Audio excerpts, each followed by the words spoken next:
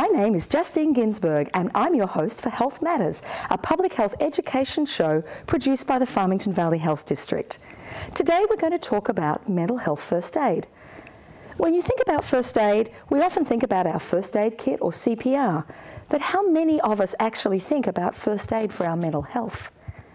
With suicide rates increasing and substance abuse affecting all communities, we're more aware than ever about the challenges that so many people face in relation to their mental well-being and the stigma associated with getting help. Today, we welcome Valerie English Cooper to Health Matters to talk about mental health first aid. Welcome, Valerie. Thank you, Justine. Very happy to be here. It's wonderful to have you on the show. So, for the viewers at home, I recently took the mental health first aid training, and I've done a lot of mental health training in the background. I've worked as a registered nurse. Obviously, behavioural health is so much a part of what I do.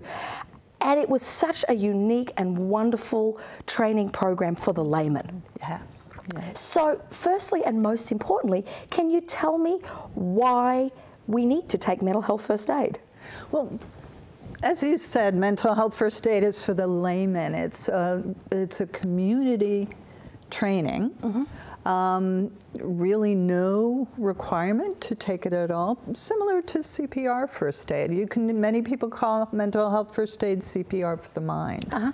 So why do we need it? We have in our communities, we have our professionals. We have wonderful mental health care services in communities. And we have people who might be struggling. But so often people don't seek help. In any given year, only about 40% of people with a mental health problem get the help they need. For a lot of reasons, it might be they don't know where to go. It might be they feel that they're worried about being judged if they reach out to seek help, or they're worried about what people might think about them. But we need mental health first aid to help create an environment where people don't feel uncomfortable sharing what they're experiencing. We need mental health first aid to increase mental health literacy, basic knowledge of what are the signs and symptoms. How can I support my friends, my loved ones, my neighbors, my coworkers, if I think they might be struggling with a mental health problem. And one of the most important factors is where are those mental health services? So many people don't know where they are, or they don't know how to go about accessing. Who do you go to if you feel that you need some help for a mental health problem? And you know, that brings about a really important statistic that I remember in the training, and even I was surprised with the delay in people seeking mental health assistance. So if I remember correctly, it's on average 10 years. Yes. Think about if somebody has a broken leg. The delay from the first onset, the broken leg, to getting professional help. It's just kind of how long it takes to get to the hospital, right? But for a mental health problem, the delay from the first onset of a symptom that's really disrupting someone's life to getting a professional help, on average, 10 years. So that's just too long. I mean, you think about that 10 years of personal silent struggle. Yes. You know, they talk about mental health challenges as being like the silent epidemic. It's something that you can't see. You know, you can certainly see someone with a broken leg struggling to walk. Yes. You don't unless somebody lets you in. So I think the value in mental health first aid is so important. So we've talked about why it's so important for people to take this course. How long does it take? It takes 8 hours, and sometimes the trainings are split into 2 or 4 sessions. Sometimes they're over 1 day. But yes, it's an 8-hour certificate course that lasts for 3 years. That's wonderful. Yeah. You know, I know that we talked a little bit about mental health first aid being a little bit like CPR. And as a registered nurse, obviously CPR is very much a part of what we do. And in all my years since I was trained, I have used CPR many times in hospitals, Yes. which is part of my job. But in the actual community, I've only ever used CPR once. Mm-hmm.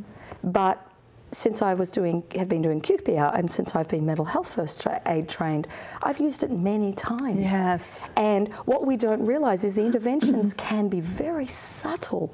It just allows you to have a conversation with somebody that perhaps you wouldn't have. And that alone is huge. The ability to, you know, they say healing starts the moment we feel heard and seen. And sometimes all that's needed is a good listening ear, someone to really hold space and take the time to hear someone struggle. Sometimes that's it. Sometimes someone's in crisis and we need to get someone help immediately, and everything in between. But the training, you said that it's not seen, unlike, say, a broken leg.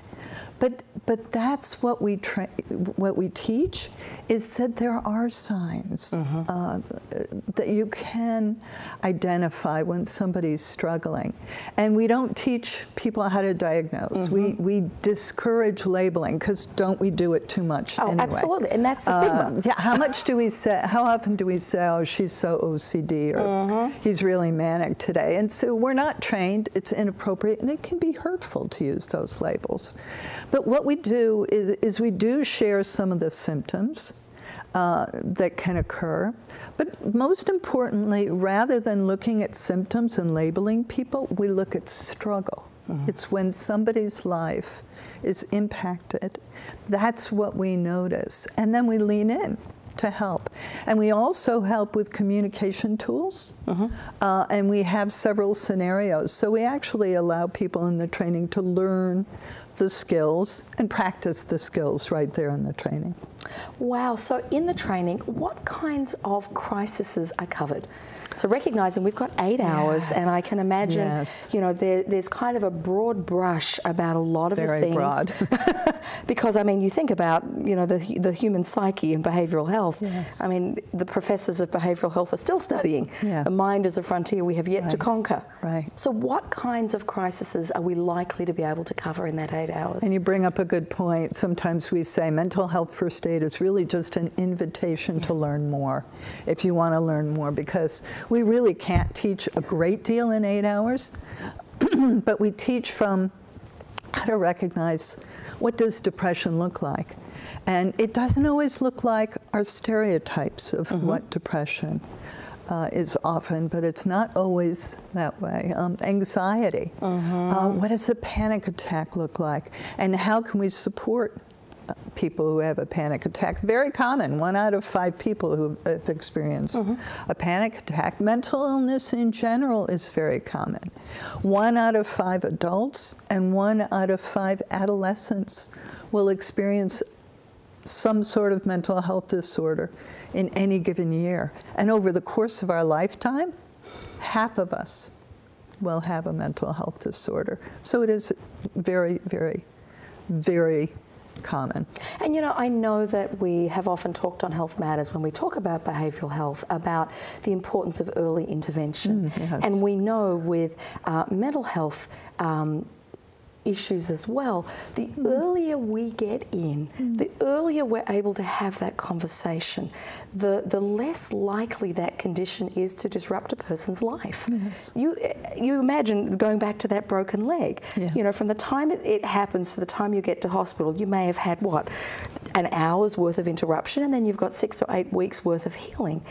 If you've got people struggling for 10 years before they seek assistance, that's their personal life, that's their professional life, it's the relationships they have, it's their ability to have a good self-image that gets interrupted, and the damage just magnifies the more time goes on. Yeah, it's a problem. We're all aware of absenteeism, and a great amount of absenteeism can be associated with mental health problems in school and in the workplace. Now there's a newer concept called presenteeism. And that's the idea of, the person showing up to school, persons showing up to work, but they're not as present or engaged as they would like to be, or they expect themselves to be. So that's an impact as well. So it's really very important, and the idea of early intervention with anything, right? The earlier we intervene, the earlier we reach recovery. And it's no less true for a mental health disorder. When you think of it in the state of Connecticut, the leading cause of hospitalization among people aged 5 to 55 is mental health problems. And would you agree that that's an indication of crisis? Oh, absolutely. And we just need, too many people don't get help until they reach crisis. The problem is those pros, the mental health professionals, are not out there in the communities. They're not always present when the symptoms of a mental health problem are manifest. But we are, right? And you know what? You just preempted my next question, which was going to be who should take this course? Everyone. Everybody. Everyone. It is, I must say it is, however, there is one requirement that someone be 18 years of age or older. And we have two primary trainings, one that is youth mental health first aid. It's really for people who interact with adolescents. And the other is the foundational mental health first aid course that kind of covers the waterfront. I didn't finish telling you the breadth of what we cover in the training. So also situations where someone might be experiencing psychosis, maybe hearing voices, situations where someone might have developing signs of bipolar disorder, substance use disorder, which of course is a mental health problem.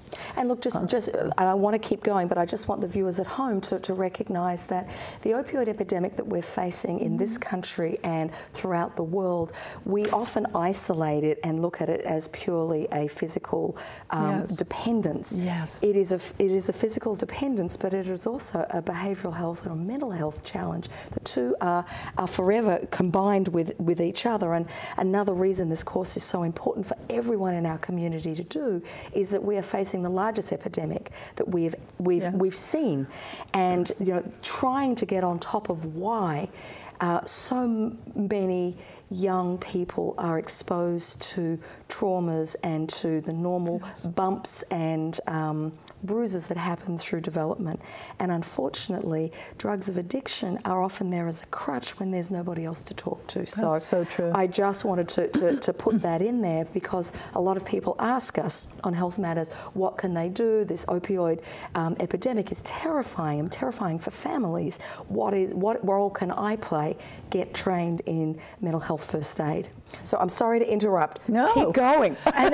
So you raised such an important point. Bottom line, it's all about connection. Yeah. And it's all about what kind of, we do a fair amount of talking about wellness. What is wellness? Yeah.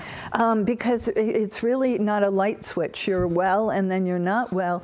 It's really a continuum where we can intervene ourselves personally. We can help one another by using our own tools and strategies.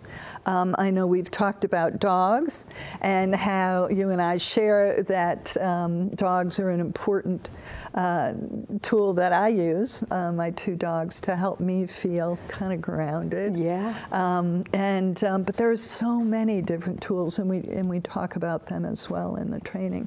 And one other thing that we talk about in the training is suicide prevention, because suicide is such a tragic consequence of some people's despair. And we talk about ways to identify the signs, how to help people out, and what resources are in the community for someone who might be struggling. At every training, we provide local resources so that people know who's out there. What kind of professionals are out there? How do we access them? Whether someone has insurance or doesn't have insurance. You know, it's interesting, whenever I teach QPR, which is kind of like the suicide prevention 90-minute specialised training on suicide prevention, which dovetails beautifully into the much larger and more in-depth training of mental health first aid. People often say, you know, the reason I'm hesitant to ask somebody is I don't know what to do or where to take them if they say yes. I think one of the big barriers to people engaging others in conversations about mental well-being is this feeling of, well, I don't know where to suggest that you go. And I often say to those that are in my class, part of the barrier is just having the conversation. Yes. Being a partner in helping to find the solution. You're not going to fix this today. Right this minute, you're not going to solve it. But you know what? Together we're going to work it out. Right. You're not alone. Exactly. Together we will find what the best resource is. And if that one doesn't work out, we're going to find another one. Yes. But you know what? I'm here and I'm with you on this journey. You're not alone in the dark. So that's hopeful right there. Yeah. And so many people who have mental health problems, especially if they've had those problems for a while, they may feel hopeless. So just the fact that we show up and say, hey, you know, I've noticed you struggling. I see you. How can I help you? Or what do you need? That is such a beautiful statement. I'm going to kind of transition us a little bit to veterans because I know that we're going to be doing some work together over the coming months and the coming years. So those viewers of Health Matters would already know that the Farmington Valley Health District is very, very proud to have Resilience Grows Here, which is our veterans men's mental health project that is being funded by the Movember Foundation. So, you know, Farmington Valley Health District is right out the front of public health and mental well-being, and one of the things that we're partnering with Valerie on is providing mental health first aid trainings to our peer support groups, so to the peers that we train that are veterans and are active service members and National Guards men and women, so that they can then take that training out to work with their peers, but equally to provide it to communities. And I just want to get the plug in before I forget. So if you're interested in getting the mental health first aid training, the Farmington Valley Health District will be running a number of trainings over the coming months and years. So please look for us on our website, and we'll give you the details at the end of the show to know when the next training is coming in. You can actually register online. But transitioning to veterans, there is a veterans mental health first aid. There is. It's basically, I said there are two fundamental trainings. It is the fundamental training, but in a module that really specifically talks to the sometimes unique issues related to mental wellness in a veterans population. So it just becomes more relevant, more meaningful to veterans who take the training. So I'm so excited to just have, I've just been certified to teach the veterans training. And although I've had many veterans in my trainings, I look forward to providing a more specifically relevant training for veterans population. And you know, one of the things we know working with Resilience Grows Here, working with our veterans and our veterans' families, is that some of the challenges faced by this population, they're not specific to veterans, but the way they manifest are very specific. So PTSD, so post-traumatic stress disorder, is suffered by people across the spectrum, whether you're a veteran or not, but it's very specific to, it's a very specific experience for many veterans and their families, as is moral injury. One of the things we see from people who've returned from service is this kind of collision of coming back into the civilian world when they've been deployed and they've been living and kind of revving at a much higher level, and trying to come home and trying to transition back into the civilian life. It's paved with complexities and unexpected challenges. And I know from the family's perspective, our veterans' families are incredibly loyal. They are so protective of the serviceman or woman that is suffering, and they don't want to jump too early to get help because they know they've gone through so much already. Right. But one of the things that we spend a lot of time working with our families is helping them to understand that asking for help early is not about labeling somebody. It's not about slapping a stigma on top of someone and you know, creating a civilian-based stereotype of a Hollywood movie. These are real experiences that men and women face, and asking for help and seeking help and connecting in our communities is so important. So I think the trainings that Valerie's going to provide for our veterans are really important for family members. So wives, husbands, mothers, fathers, adult children of veterans. We see it in our Vietnam vets. We see this real increase in the suicide risk of our Vietnam vets, and a lot of that is because this wasn't dealt with. We didn't have the resources. That's another thing I wonder might play a role. So many people don't know that the human brain is the last part of the body to fully mature. And often, and I'm talking about basic development, often not until mid-20s or even older. And many people go into the service at a point when their brain is still really just growing.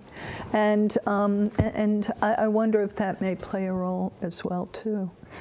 But so many family members and so many people who are struggling with mental health problems themselves, they don't want to see it. People don't want to be ill, so they may want to not address it. My own dental hygienist took the training and talked about how much she has used the training in her practice.